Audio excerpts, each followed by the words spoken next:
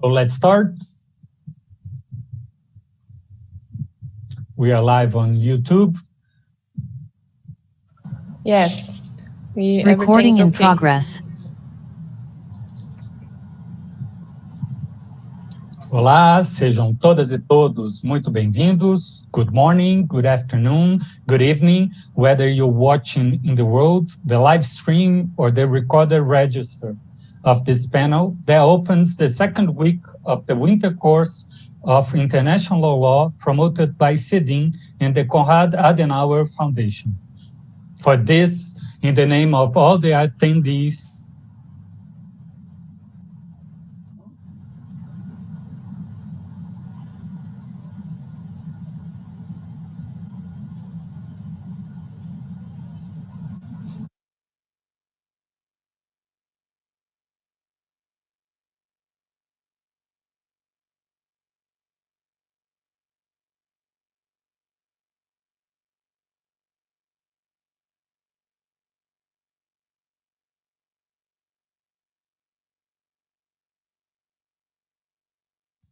Fernanda, o áudio dele está mudo. Tô pedindo ao pessoal. Professor, seu áudio ficou mudo. Tô pedindo até o Gelton para olhar se é alguma coisa técnica. Uhum.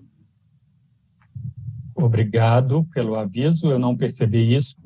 Muito obrigado, turma. Eu ouvia um barulho e imaginei... Sim, eu imaginei que pudesse ser algum replique no YouTube. So I'll start again. Bom dia, sejam todas e todos muito bem-vindos. Good morning, good afternoon, and good evening, whether you're watching the world, the live stream, or the recorded register of this panel that opens the second week of the winter course of the International Law promoted by CEDIM and the Konrad Adenauer Foundation. For this, in the name of the attendees, I thank Professor Leonardo Nemer and Professor Amina Guerra, their coordination of this great course. My name is Vladimir Feijó, and I'm a PhD candidate at PUC Minas. I'm delighted to be your host of this panel with the exceptional speaker, Professor Fitzmaurice. Professor Malgosia Fitzmaurice holds a chair of public international law at the Department of Law of the Queen Mary University of London. Since 2019, she has been elected an associate member of the Institut de Droit International. She is the editor-in-chief of the International Community Law Review journal. She specializes in international environmental law, the law of the treaties, and indigenous people. She publishes widely on these subjects. Her publications include the Research Handbook on the Environmental International Law, published in 2010, the Walter Course Cooperation in the Northern Europe, a Model for the Future, published in 2004, Whaling and International Law, published in 2015, and also Papers and Chapters as The Human Rights of Water, published in 2006, Indigenous Whaling and Environmental Protection, Conservation for the Regulation of Whaling and the International Whaling Commission, published in 2013, and Whaling in the Arctic, Significance and Implications of the ICJ Judgment, published in 2013. Without further ado, I then pass the floor to Professor Fitzmaurice. Thank you very much for such a generous introduction. And I am very happy to be here and talk about one of the topics which are very much part of my research.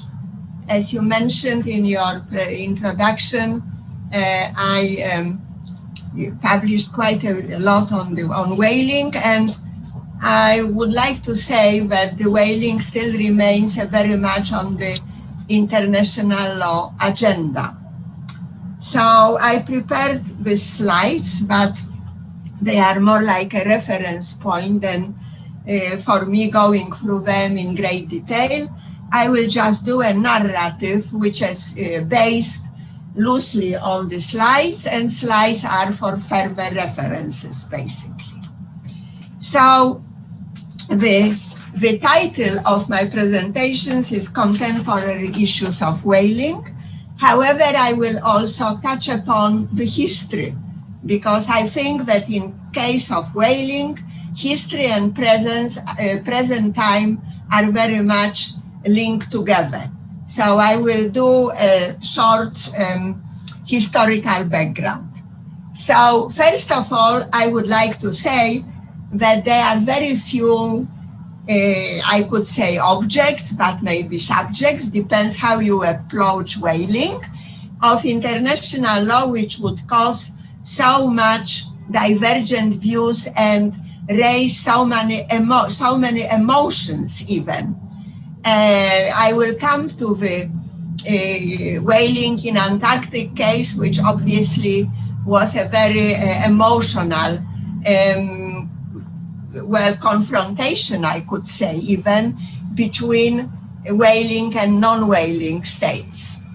So, as I say here on my slide, whales can be both approached with love, like object, almost object of adoration and admiration, but also in a utilitarian object, which probably should serve fulfillment of the needs of human beings.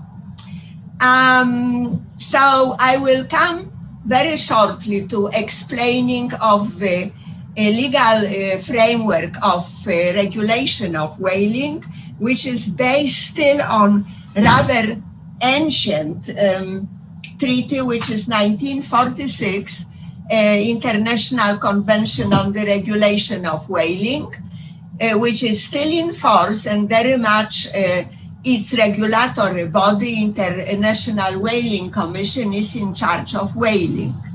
However, we know that the times have changed, and what was accepted as absolutely normal international practice has undergone change during the intervening years, and our approach to animals, and we even accord rights to animals and to protection of the environment, has also changed in a fundamental way, and all these factors impacted on our approaches to the development of the Whaling Convention.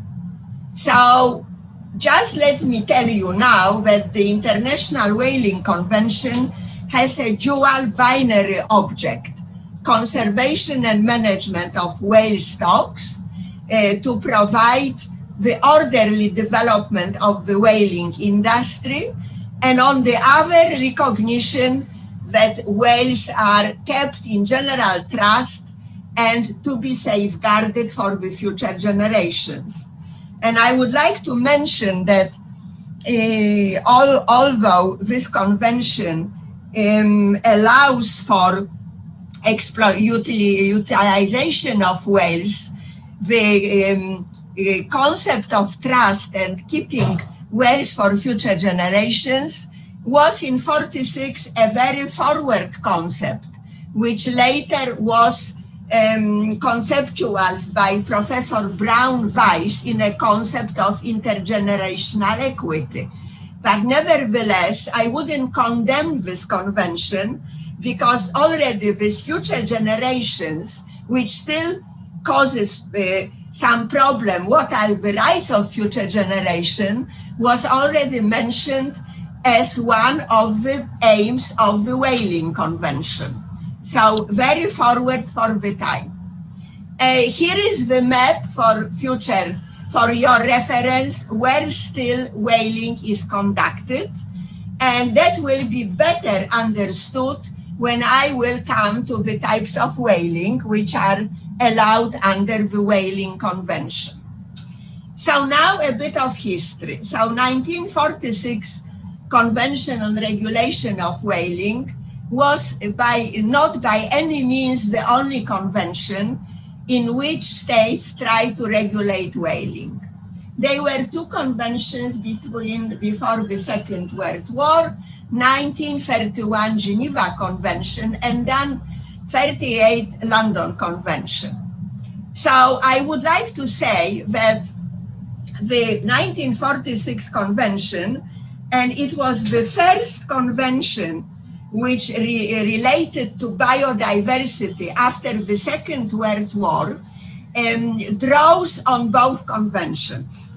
So for instance, 1931 Convention already included indigenous whaling, and this convention, 46, also provides for indigenous whaling. So 1946 Convention consists of two parts, a text of the convention and a schedule in which indigenous whaling is mentioned, but also it lists the type the whale types. The whaling the schedule can be modified through amended on the basis of Article 5 of the decision of the Whaling Convention, which requires 3/4 majority to adopt. This is based on so-called tacit approval or opting out system. So the Whaling Convention causes problems not only due to the nature of a whale, but also it has various issues of disagreement, gaps in its text, which resulted in a conflict between the members of the Whaling Commission. So, for instance, the schedule does not include a generic definition of what is a whale. It only mentions the whale types, mostly the great whales, but then we ask, what about small and medium whales? What about such whales like beluga or narwhal, which, as we know, are endangered? Narwhal and beluga are both of the examples of quite endangered species.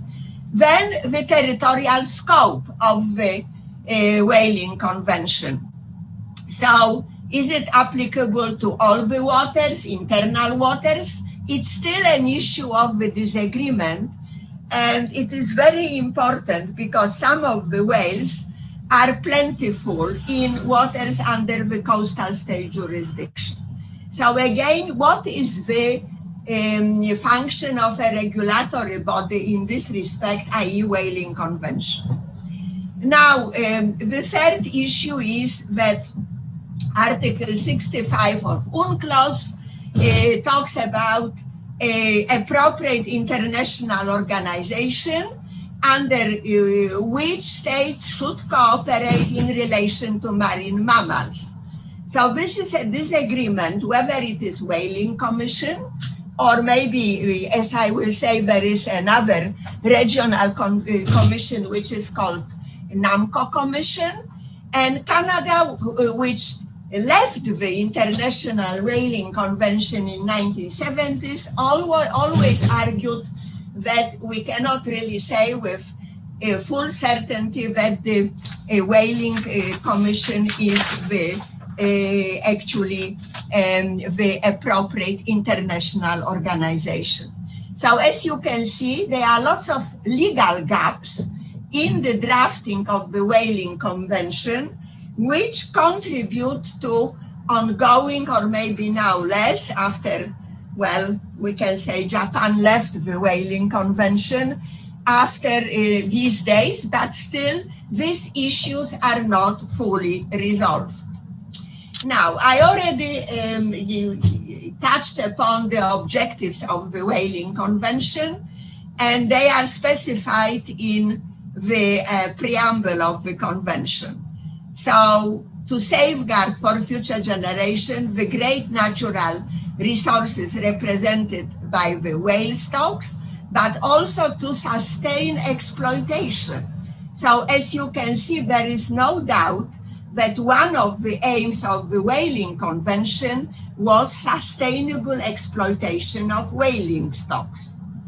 Now, as we can see, the problem was that the majority of states claimed that from conservationist, the Whaling Convention became preservationist. And this is the biggest problem facing the Whaling Convention. And this is also quite interesting how it's, sorry, where it's going on, how the objective of the Whaling Convention can be said was modified through practice of states without the formal modification or amendment of the convention. Now, the third aim of this convention was a proper conservation of whale stocks and thus making possible the orderly development of the whaling industry. So as you can see, in 1946, it was quite possible to conduct whaling, and there were many states which since then stopped whaling, like Germany, United Kingdom, which stopped totally any types of whaling. Okay. So now, the regulatory body of the Whaling Convention is International Whaling Commission. So this body basically implements the convention and also makes recommendation to states. So the functions and the regulatory powers of the Whaling Convention changed also during intervening years, and now include such topics like bycatch, pollution and debris, and very importantly, sustainable whale watching. We can say that the whale watching is basically replacing in many ways a whale hunting. So whale watching is now very much on the agenda of the International Whaling Commission. So I would also like to stress that the Whaling Commission functions are not as they used to be in 1946. In 1946, the Whaling Convention was basically empowered in setting up quotas for commercial whaling, indigenous whaling, which now is dramatically different. And I say dramatically because it was quite a drama in a real sense of the word to watch the meetings of the Whaling Commission when discussions on its future were taking place. So the Commission is quite a well-developed body, and it comprises of 6 committees and also of series of subgroups. And I would like to mention that the most important, of course, is scientific committee, because scientific committee reviews the numbers of whales and gives advice to the Whaling Commission and commissioners as to possible quotas on, for instance, Aboriginal subsistence whaling. Also, very important is the working group on whale killing, which is basically trying to come up with the most humane way of killing a whale.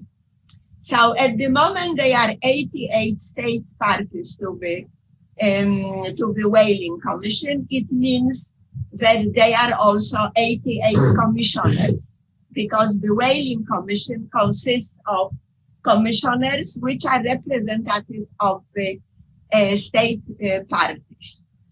And originally, there were 3 types of whaling regulated by the Whaling Convention. So commercial whaling, which in 46 was the most common form of whaling. However, from 1986, we have total moratorium on commercial whaling, i.e. zero quotas. So from 1986, the Whaling Commission has not set out any quotas for commercial whaling. And I would like to mention that Norway and Iceland opted out from the recommendation. So Norway until now is setting up nationally some quotas for commercial whaling, about 600 a year of minke whales and humpback whales. Iceland stopped setting out quotas because it has become commercially not viable. So Iceland mostly is now switched onto whale watching. This is a very big industry in Iceland. So I would like to mention that we may not ethically agree with the Norwegian decision to opt out from the recommendation on commercial whaling. However, under the convention, it is absolutely legal to opt out from the decision of the Whaling Commission. So we have two sides to one story, one ethical, one legal, and the legal side of it is absolutely correct because states can opt out. So Norway, on the basis of the cultural diversity argument, opted out, claiming that the eating of whale meat, especially north of Norway, is part of culture. So they are totally allowed to follow this custom.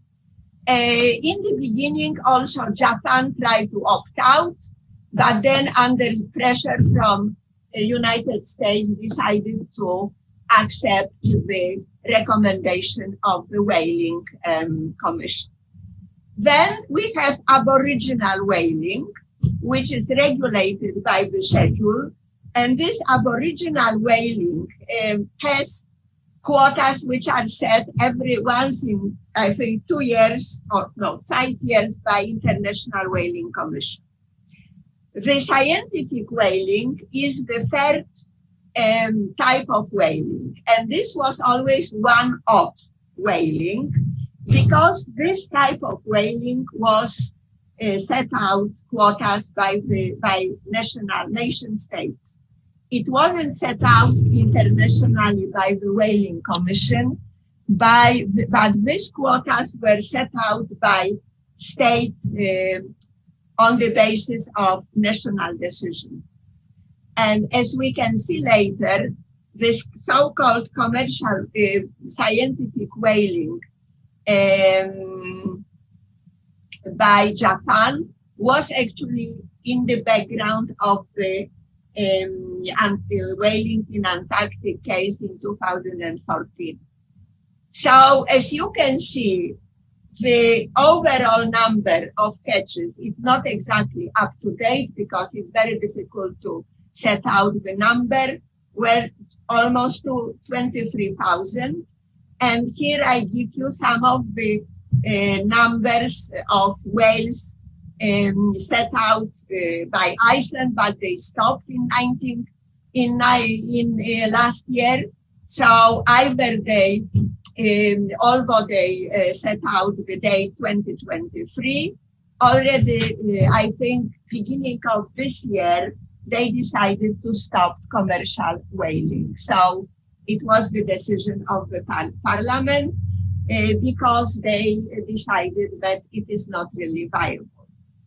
And now, Norway raised its whaling quotas now for 28%.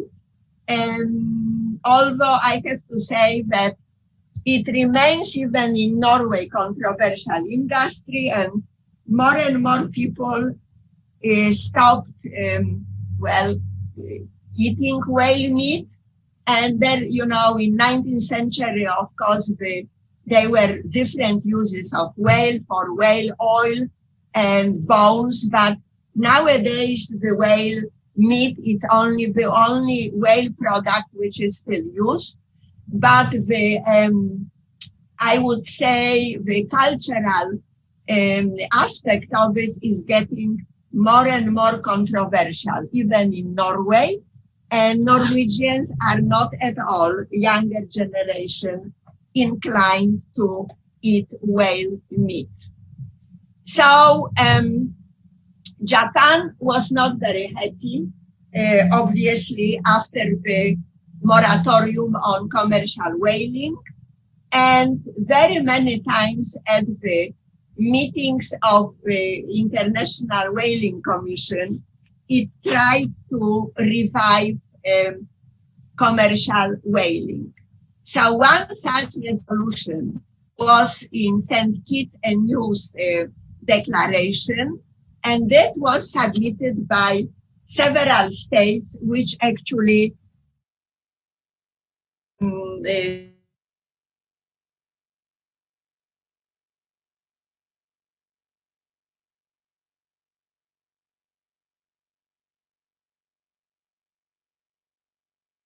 states, but also Russian Federation,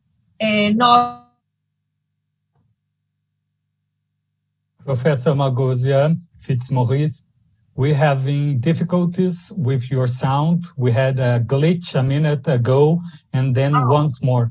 If you could come back some 40 seconds or the last minute of your lecture. Thank you. Okay.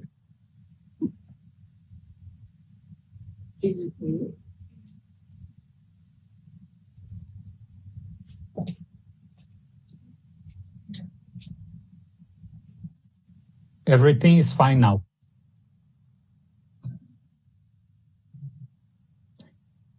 Professor, your sound is on mute. Yeah. Okay.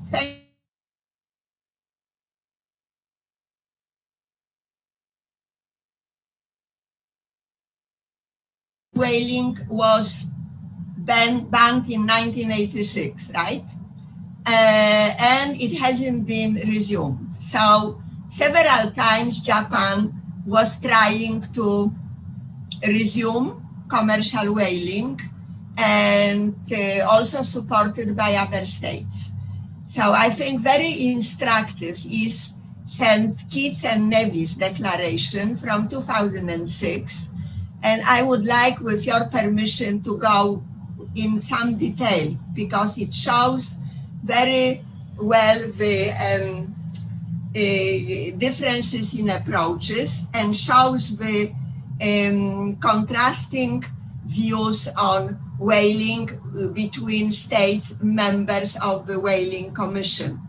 So at some point, I would like to say that the moratorium of whaling contributed in many ways to a Whaling Commission being called the most dysfunctional international body, because it was a group of states which absolutely did not want to resume commercial whaling, and I would like to call them preservationist states. So states which try to preserve whales stocks as they were, and conservationist states which adhere to the theory of sustainable utilization, i.e.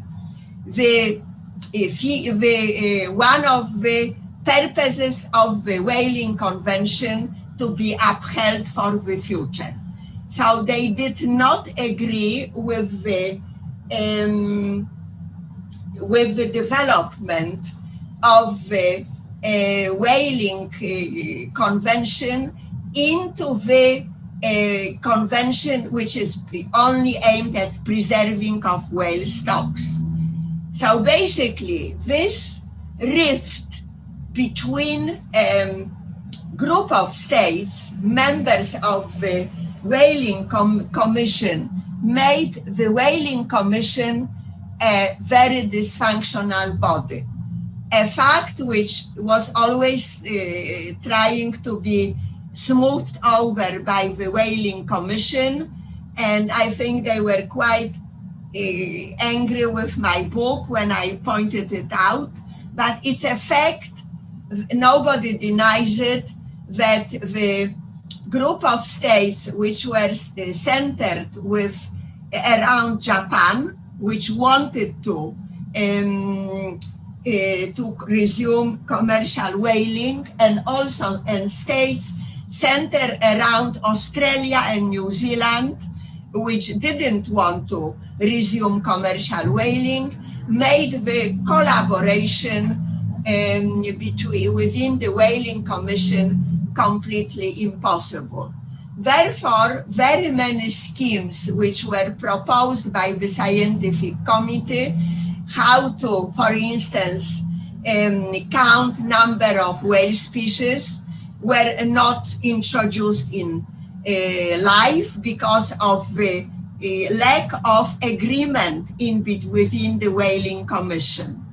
Another question, which was very much question of disagreement, was the question of introduction of international inspectors, because the schemes which were proposed by the Commission included the idea of international inspectors on the boats, whaling boats, so independent inspectors. This was also bone of the contention, and therefore the idea of the resumption of commercial whaling was almost becoming more and more impossible. Another factor which was very important and significant in this respect was growing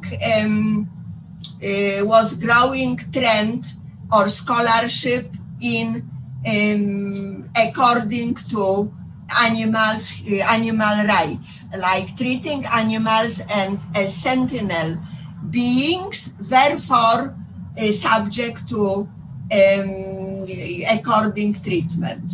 And for instance, as a matter of interest, there is now a law pending before the Parliament in UK relating to shellfish, that they cannot be, like lobsters boiled in boiling water because of their character and sentinel,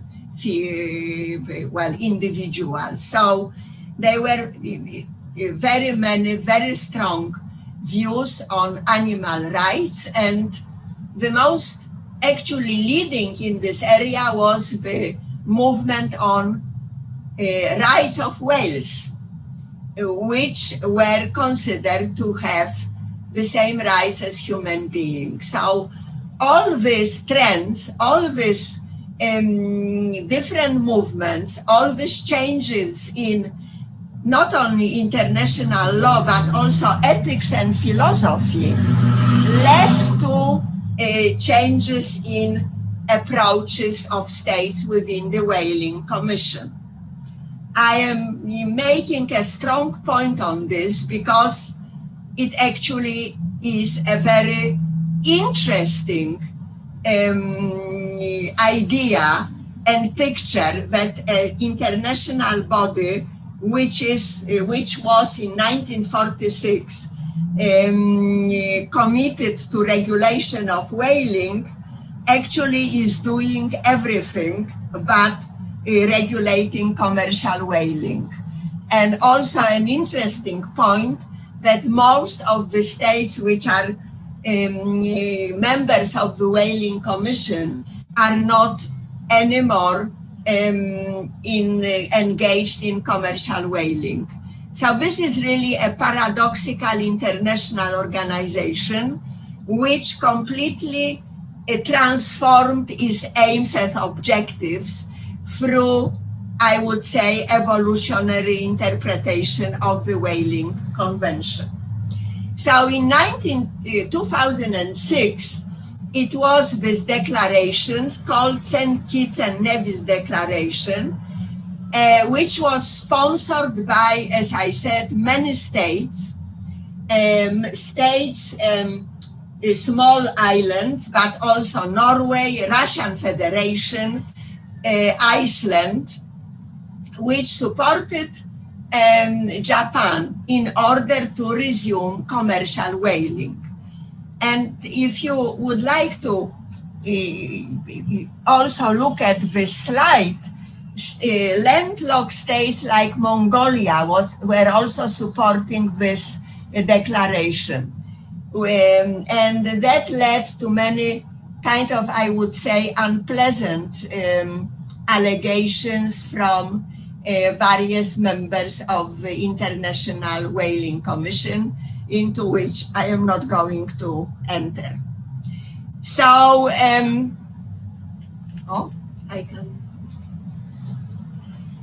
sorry, I have problem with my,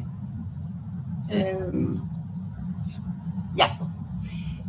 So now I would like to show you a little bit of what this declaration was saying, because it's very important to see the arguments, how they are based. And if you see the third paragraph, understanding that the purpose of the 1946 International Convention for the Regulation of Whaling is to provide for the proper conservation of whale stocks and thus make possible the orderly development of the whaling industry.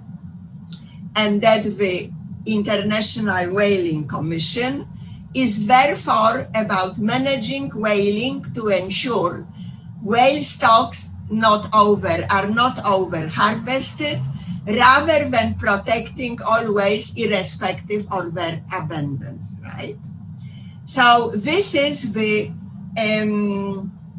I would say, description of conservationist approach, that we can utilize stocks as long as we do it sustainably. If we don't do it sustainably, then we are breaching international law in general and environmental law. So I think this is a very interesting statement. And as you can see, it goes back to the original Whaling Convention, how the preamble of the Whaling Convention was formulated in 1946. And then noting that International Whaling Commission adopted on moratorium on commercial whaling without the advice of the scientific committee, that such a measure was required for conservation purposes. And now we have another very important point which was raised by the group, i.e. that the moratorium was clearly intended as a temporary measure. And indeed the moratorium said it, that it was a temporary measure. And there is no longer necessary that the Commission adopted a risk-averse procedure, but this procedure is still really not implemented fully for calculating the quotas for abundant stocks, and that the scientific committee has agreed that many species and stocks of whales are abundant and sustainable whaling is possible.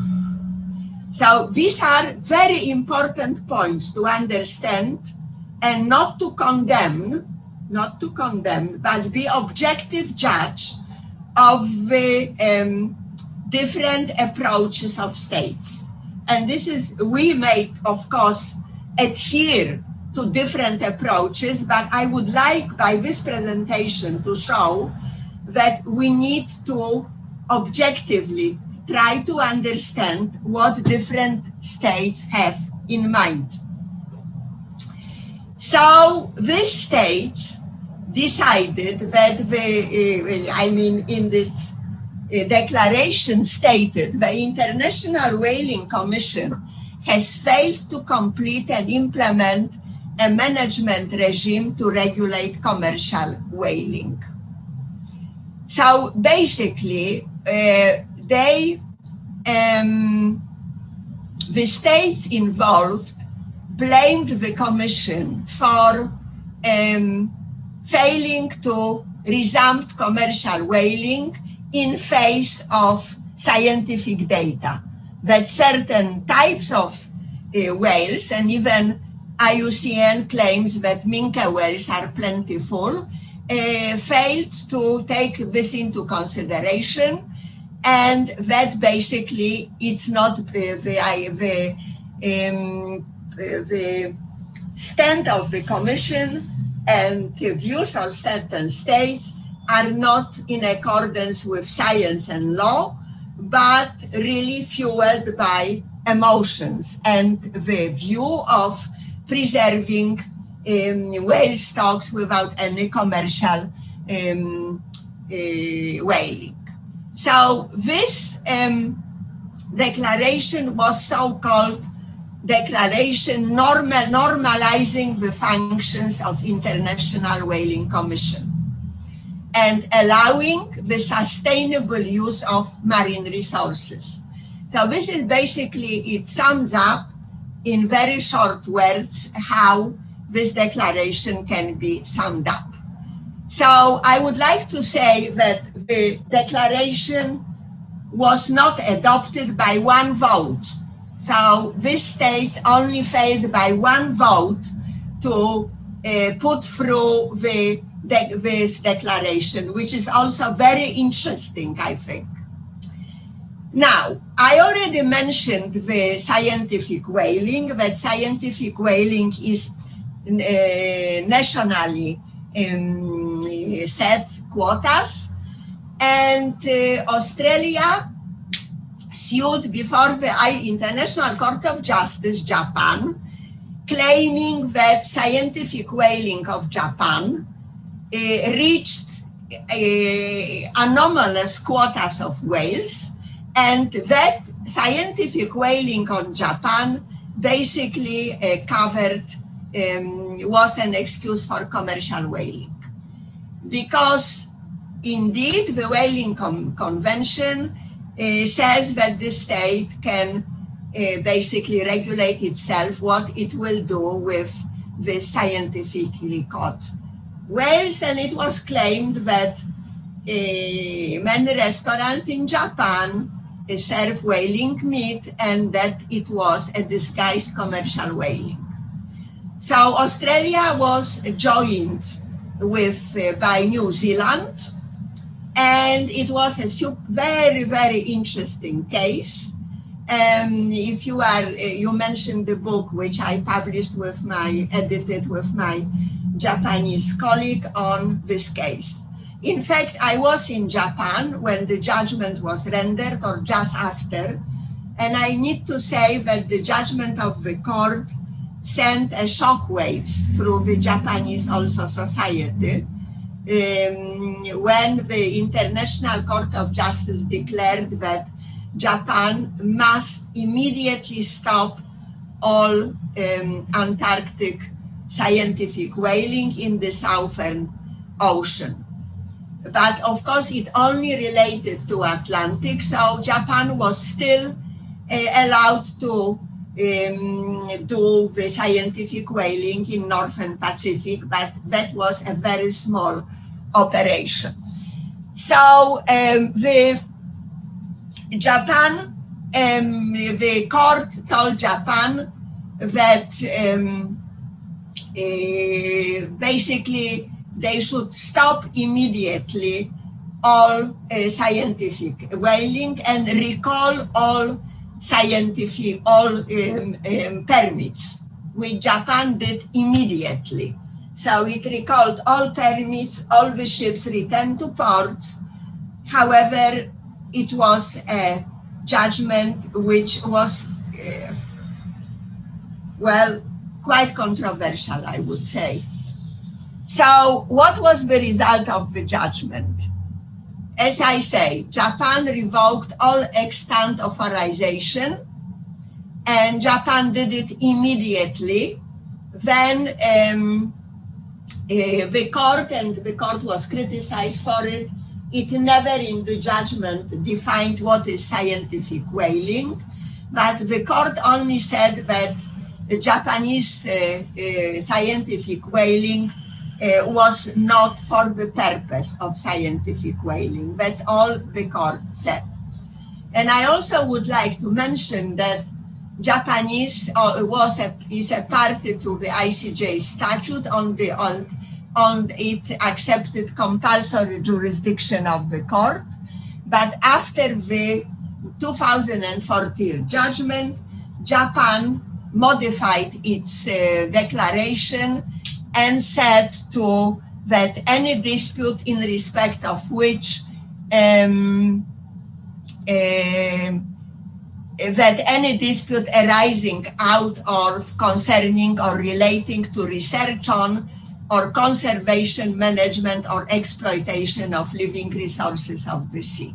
So basically the Japan, through the modification of the declaration, blocked all the other possible cases brought before it relating to any types of whaling. Now, the latest development is Florianopolis Declaration, which was passed at the meeting of the International Law Commission in 2018. So this declaration was supported by 40 countries with 225 pro-whaling states voting against. So, in fact,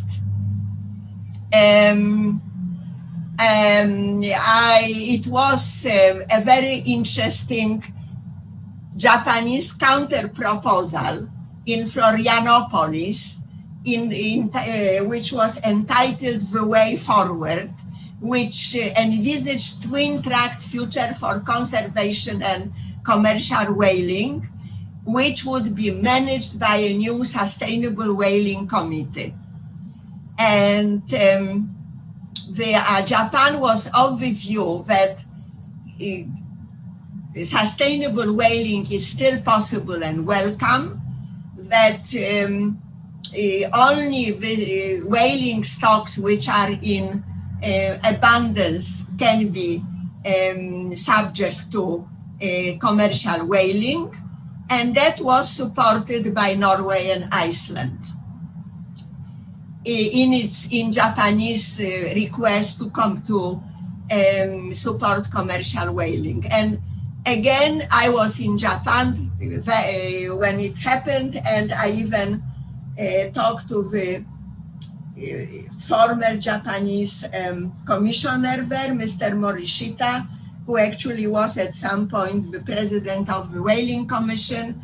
And Japan had lots of hopes for this Florianopolis Declaration that it would be accepted.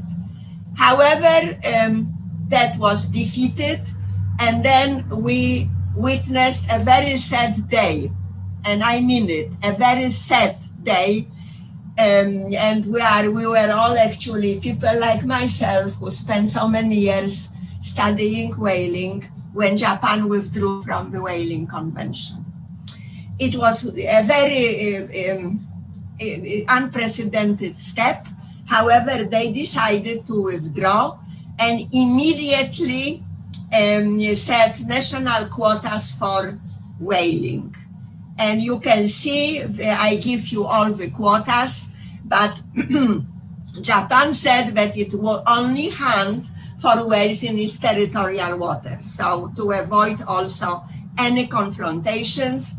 So of course, Vladimir is expert on the law of the sea, so not in international waters, but only in its territorial waters to resume whaling. But I hope that you see the drama, really, it's dramatic outcome of all this tensions within Commission, that a state which basically was from the beginning in 2019 decided to leave the Whaling Commission. So there were also quite a lot of statements, as you can see on this slide, and Japan decided to become an observer only in the Whaling Commission. This goes back to what I already explained, preservationist approach, or so-called cultural imperialism. It means that many states claimed that if you tell other states what not to do, it is cultural imperialism. And I still have a bit to say, so I will try to confine myself, but it's a very big topic. So now, Aboriginal subsistence whaling.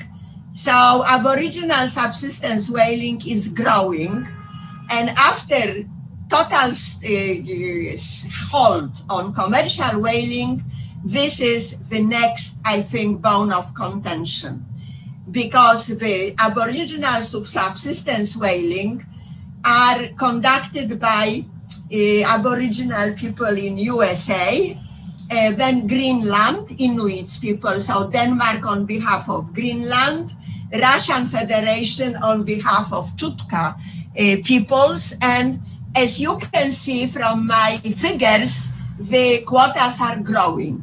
And every time there is a meeting of Whaling Commission, the states ask for more and more quotas for Aboriginal whaling.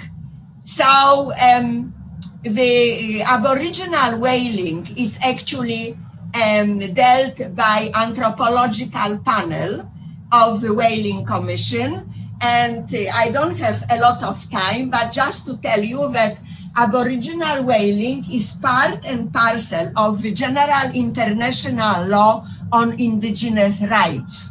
So it cannot be looked only from whaling perspective, but within the whole package of also decisions of the Human Rights Committee and other international courts like Inter-American Court of Human Rights, because this is part and parcel of Aboriginal right, indigenous Aboriginal rights. So the Aboriginal indigenous whaling should be only for personal consumption and the barter trade. So they actually also it's possible to send handicrafts. However, as all the whaling, that is also subject to accusations that very often the letter of law is not followed, and Aboriginal subsistence whaling are engaged into commercial trade. So this is another now contentious issue. So Aboriginal whaling, as I said, it's also related to cultural identity and diversity.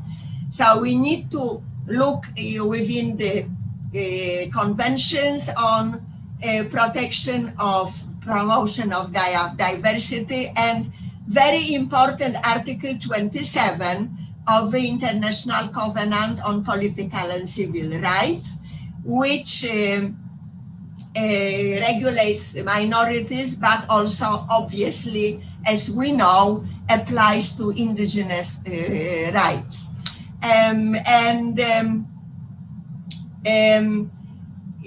As I said, the decisions of the various courts of human rights, as well Human Rights Committee, have bearing on indigenous whaling. For instance, the problem of indigenous whalings, how it is done. So only by harpoons or modern methods. And in 1992, in Landsman case, Human Rights Committee said that indigenous people can move with times.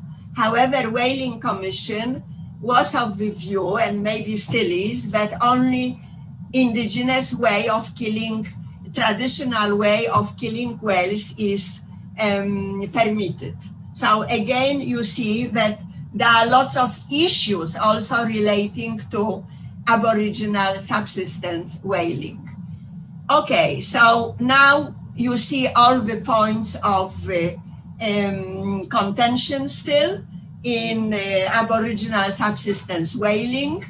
The quotas, also resumption of indigenous tribes like Maka tribes in USA who didn't whale for 120 years, and suddenly they resumed it. Then in relation to small and medium-sized whales, because normally states are of the view that this is outside the remit of the Whaling Commission, although the Whaling Commission has a body which only gives advice on it. So this is a lot of indigenous whaling is on narwhal and beluga. So Canada is not a member of the International Whaling Commission, and the Aboriginal whaling in Canada is regulated by Canada and also in autonomous regions by indigenous authorities. This is also quite a contentious issue, and also Indonesia is outside the Whaling Commission. Pirate whaling is almost not existing anymore, so we can skip it.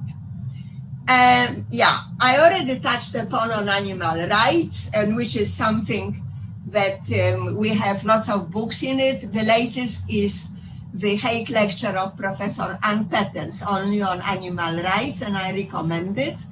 And we have different degrees of animal rights theories, from welfare to theories of Professor Kim Leakey, who thinks that animals enjoy the same rights as human beings, and is of the view that human beings which take the space which is populated by animals are actually invaders and should not do it.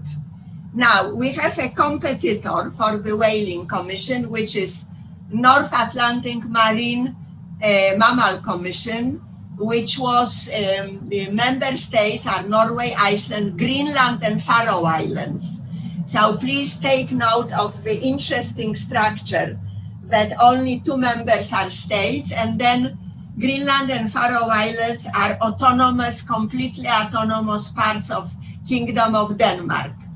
And this NAMCO, they actually give quotas on small and medium-sized whales, and even NAMCO, which is very Aboriginal hunting-friendly body, they actually were warning about the declining numbers of narwhal and beluga. NAMCO has an observer status in International Whaling Commission, and it's based in Tromsø in Norway, in Norway. Okay, so where do we go? Exactly, where do we go? So I think that I gave quite a lot of information about the Whaling Commission, the antagonistic trends, but after actually Japan withdrawal, it basically became a preservationist body. So Norway is only giving, national quotas. Ireland stopped altogether. So from 1946 and now in 2021, the Whaling Commission, in my view, has undergone a dramatic change from the body, which one of the purposes was sustainable use of whaling resources and commercial whaling, into a preservationist body of preserving of all whale stocks, no matter how abundant they are, and dealing with issues of welfare of whales as well as whale watching. So I think it's an absolutely fascinating part even of international law. Everybody knows to some extent about the problems, but I think that my presentation made it clear what were the problems and how the Whaling Commission looks now like after the Florianopolis Declaration and withdrawal of Japan. So here, last information is that the International Whaling Commission was reviewed in 2018, and it was quite a critical report. that the Commission should be more transparent and should cooperate more with civil society, because civil society also are observers there. So it was this declaration, resolution adopted after the review of the Whaling Commission, and they and acknowledge all the recommendations. So basically, the most important issue is that participation of developing states, more transparency, and also more listening and involvement of civil society. So yeah, that's what I already said, and this is some literature on whaling. Thank you very much for your attention. Dziękuję bardzo. Thank you very much, Professor Fitzmaurice, for your great lecture. And while we await for the attending questions, I would like to ask you one. If you would indulge me and the audience on your point of view about the effects of the pandemic on the population of whales. You have said that the regulations have a dual objective, conservation and management. The IWC keeps records on the populations by species and by oceans. We have had news about the growth of the whale populations on different national parks, sites on the coast and bay of many countries. What do you think about this trend? Are they real increase, or have the reduction of the transit of boats in the maritime bodies in the national waters permitted us to hear and see more group of whales? Well, it's a very good question. And I can only give you my own opinion, because it's very difficult to state the number of whales as they are. It's a very, very complicated procedure involving aerial photographs and things like this. I am also, well, my expertise is in Arctic region mostly, and whales are very important there. So I can say that the COVID situation, for instance, had an effect on indigenous whaling, definitely. And the indigenous peoples there suffered also greatly through the COVID, the COVID situation. I am of the view that we can say that they are certain, as far as I check IUCN, certain whales like minke whales, definitely, it's over 1 million now of population, and also humpback whales. But some of the whales are still endangered, and there is no question that it will take years for the stock to recover, I think, some of them. Thank you, Professor.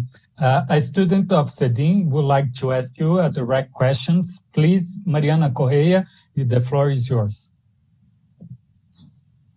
Hi, Professor Fitzmaurice. Thank you for listening to me. It was a great presentation.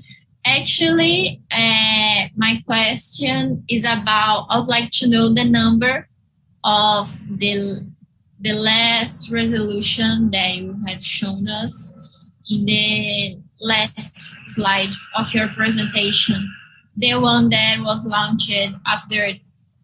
Sorry, you can hear me? Can you hear me? Not really well, no. Okay, one moment. I'm going to put my headphones. Sorry. Cuts off.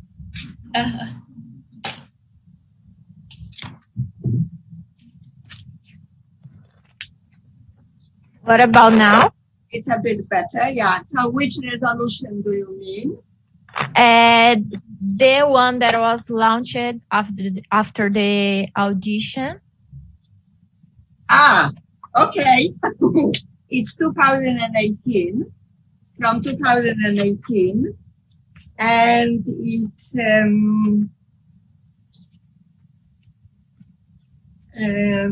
just a second. You have it on your, I think, on the on your... Is it the Florianopolis resolution? No, the other one. No. The one launched after. Resolution 2018-1.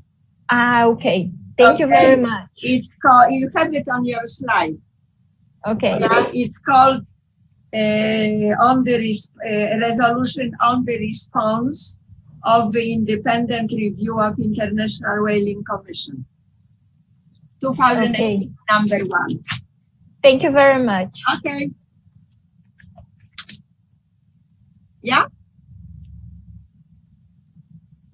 It's on the, you can find it online. Good. You can find it online on the Whaling Commission. I will then pass through the attendees and the students the link. Professor Fitzmaurice, Soraya at YouTube asked to hear from you your position on the grid whaling in Faroe Island. Quite specific. Yeah, it's actually, mostly they are dolphins, and I know what you mean very well. Every year they have, when dolphins come close to the coast, they are rounded up and, slaughtered, basically. There is no other word for it. What is my personal view? This is a very difficult question because I always try to be objective. So, it is on one case the animal welfare, on the other case is cultural diversity. I read a lot about it, and the explanation of Faroe Islands is that they exercise the right to cultural diversity. However, from my personal point of view, I am not very happy about it.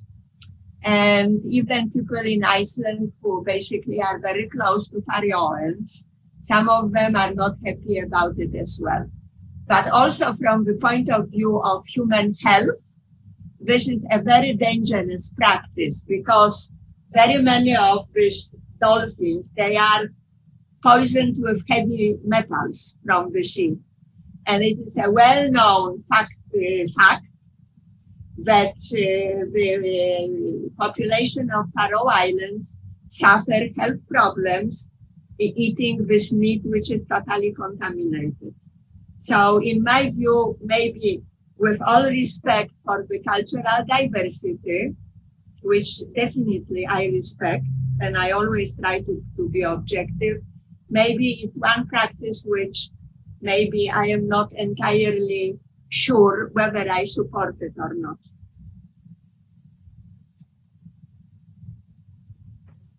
Thank you, Professor. I have another question, if you would again indulge me. Australia has had quite few comments about the humpbacks. Their numbers are growing and growing. Some people say they should be put off the list of endangered species, and they say it's a good thing. Some say it's a good thing because money and attention could be put on other endangered species. Is that true, or would it become a new line of fisheries or other activities besides whale watching? You mean the growing stocks and whether we should still keep it on the list, right?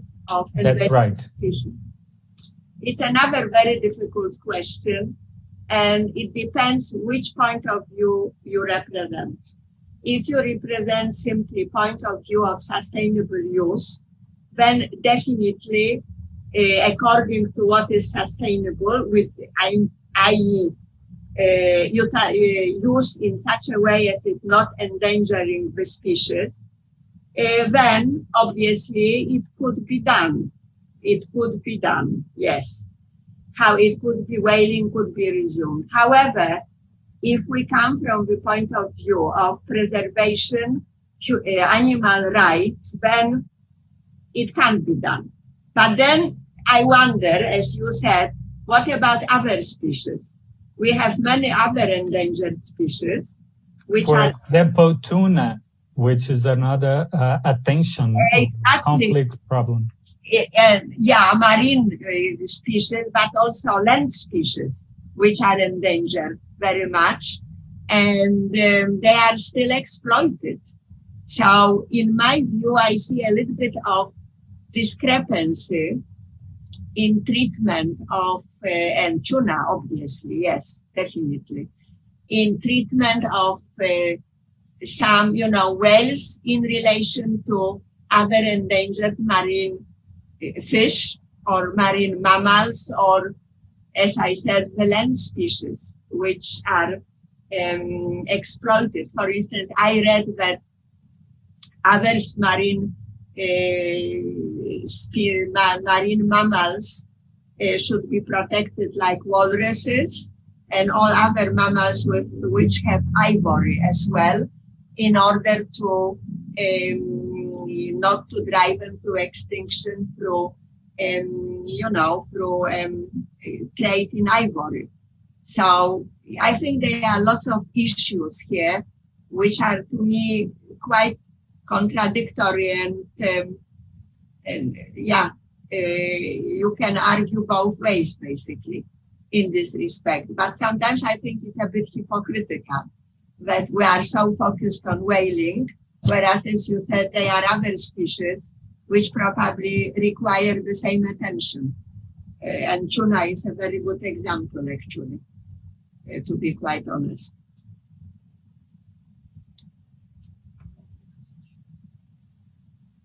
Professor, we're waiting to see if any other students or attendees have any other questions. So what are your views, if I may ask? Now, what are your views on this whole issue of whaling? I personally think that the whole body of the waters should be treated as a human rights and species rights. And so, therefore, whaling becomes intrinsic part of the ecosystem and our way of life. And the numbers we see are quite dismissing, because we don't have an entire figure of the bodies of water and the whole number of species. Exactly. So, don't you think that this basically preservation of whales is very one-sided in a way? It in is. relation to other species, right? It is, because we don't take care or notice on the interference of the whaling on the other species. Yeah, exactly. Well, that is what Japanese were saying. That whales are actually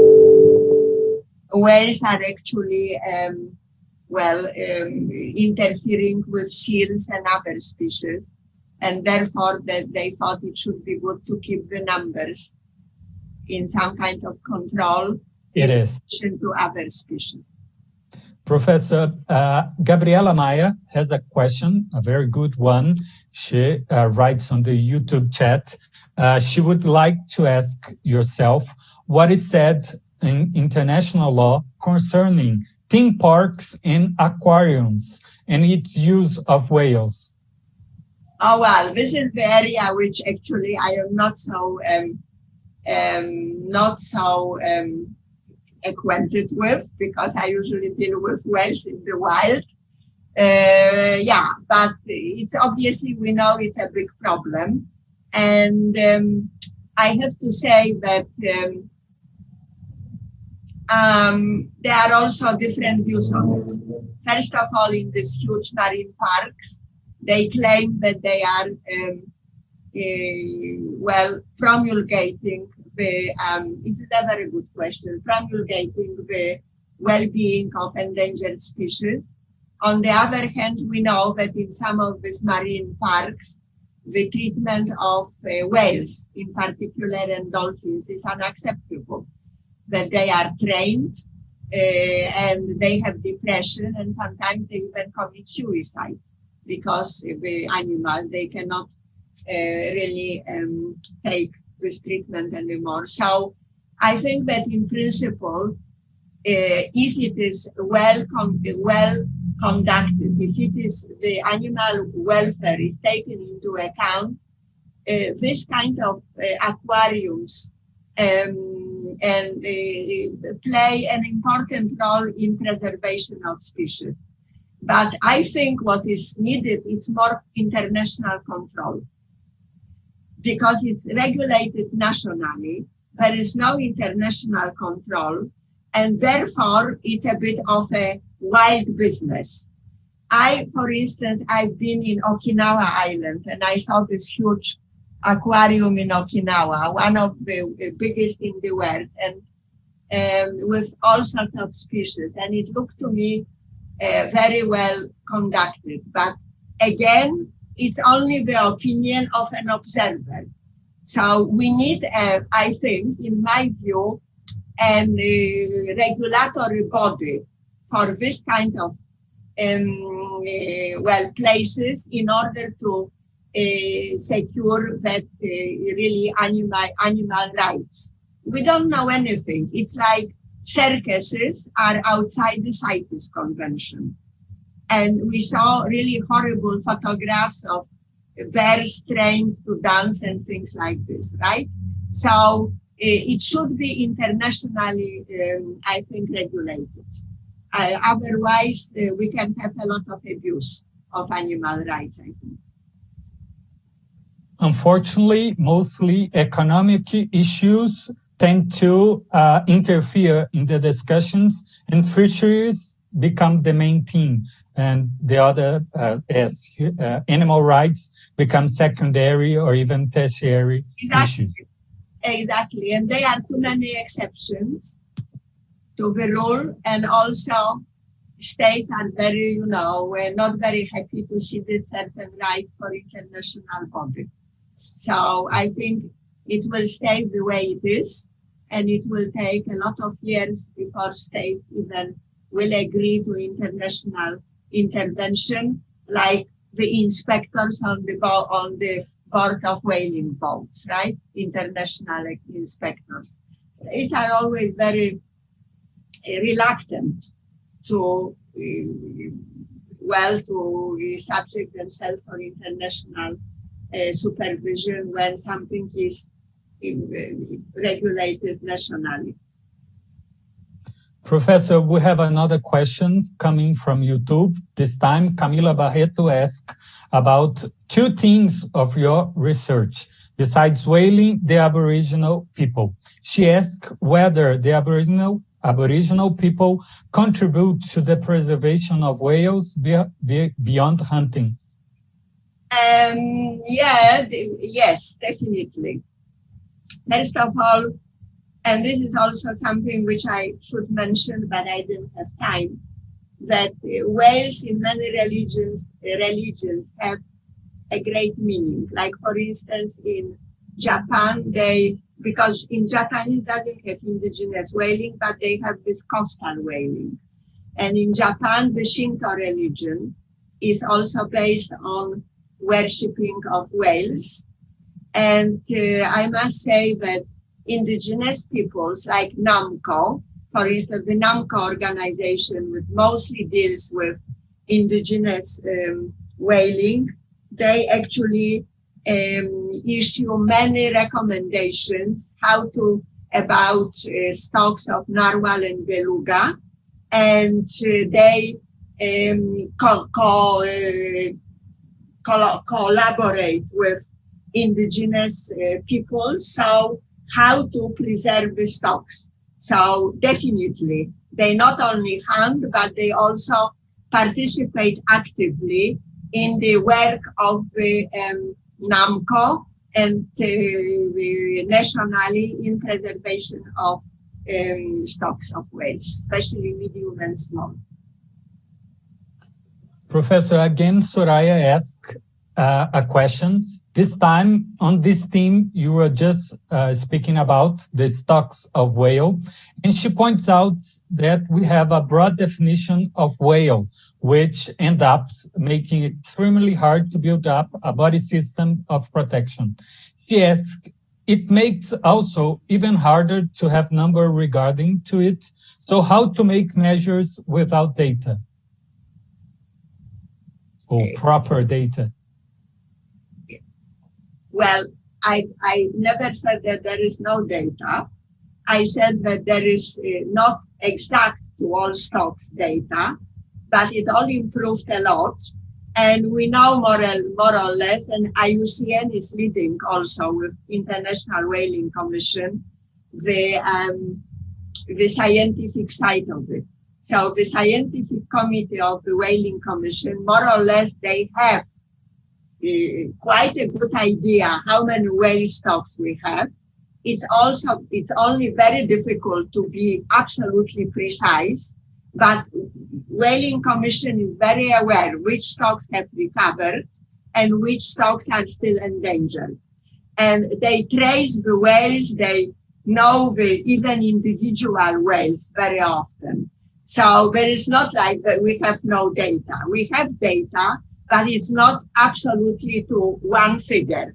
It's very difficult to be precise, but through aerial research and also by boats, research boats, and I think Australia is very advanced also in research way of whales and other states. We have more or less a very good idea about the numbers of whales.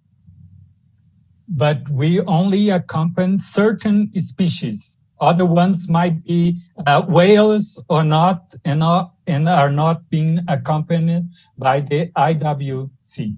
Well, we know pretty well about great whales, but the beluga and narwhal is another thing. This is not so precise. There is not so much supervision from the Whaling Commission, because this is probably outside its remit, as I try to explain. So, for instance, narwhal, there is such discrepancy that it may be 20,000, it may be 10,000. So this is medium and small size whales, it's another thing. The best research are great whales, out of which minke is the smallest. Thank you, Professor. We have another question on YouTube. It's linked things. The person who asked would like to know about whaling and animal rights in general, if they are also accompanied by concerns on climate change. Yeah, definitely. Definitely. The climate change is one of the very important issues, maybe also in generally to the other marine mammals. I just finished writing something about polar bears. And for instance, polar bears are very much affected by climate change. So yes, they take it into consideration as well. And I want to say that the Whaling Commission is very aware of it as well. And it's with research done on effect of climate change on whales. But yes, marine mammals are very much affected. And there is, for instance, a diminishing number of polar bears directly related to climate change issues.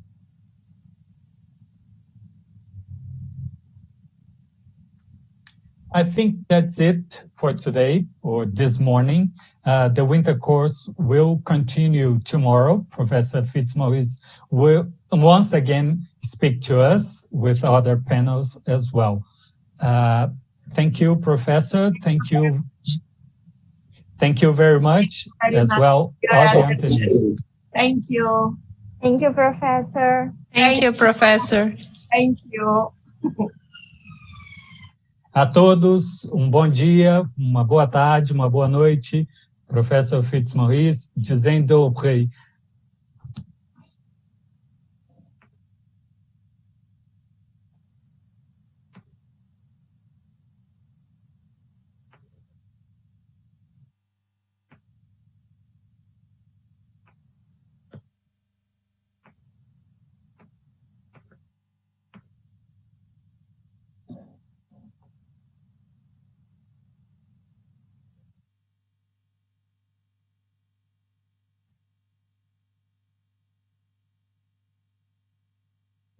Ótimo. Eu só estava aguardando no YouTube